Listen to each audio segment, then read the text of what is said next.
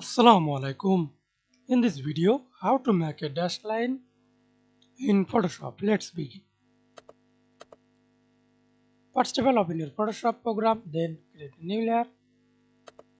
Create a new file or new document, then create a new layer. I already create this new layer. Select this pen tool or line tool.